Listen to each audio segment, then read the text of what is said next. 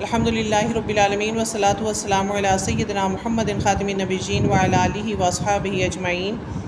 حضرت عمر روایت کرتے ہیں کہ میں اور میرا ایک انصاری پڑوسی دونوں اوالی مدینہ کے ایک گاؤں بنی امیہ بن یزید میں رہتے تھے، اور ہم دونوں باری باری رسول اللہ صلی اللہ علیہ وسلم کی خدمت میں حاضر ہوتے تھے۔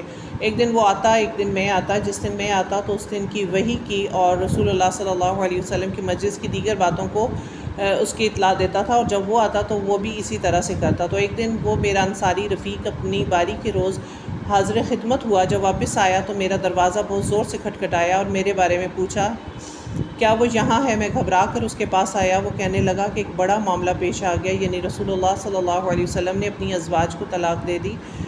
پھر میں حفصہ رضی اللہ تعالیٰ عنہ کے پاس گیا، وہ رو رہی تھی۔ میں نے پوچھا کیا تمہیں رسول اللہ صلی اللہ علیہ وسلم نے طلاق دی ہے؟ وہ کہنے لگی میں نہیں جانتی۔ پھر میں نبی صلی اللہ علیہ وسلم کی خدمت میں حاضر ہوا۔ میں نے کھڑے کھڑے آپ صلی اللہ علیہ وسلم سے دریافت فرمایا کہ آپ صلی اللہ علیہ وسلم نے اپنی بیویوں کو طلاق دی ہے؟ آپ صلی اللہ علیہ وسلم نے فرمایا نہیں۔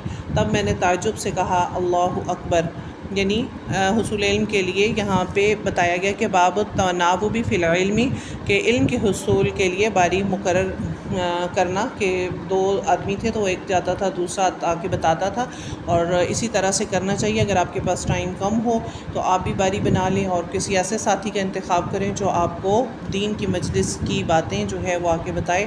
تو اللہ تعالی ہم سب کو دین کی محفل میں جانے والا بنائے اور صحیح طور پہ دین حاصل کرنے والا اور اس پر عمل کرنے کی توفیق نصیب فرمائے۔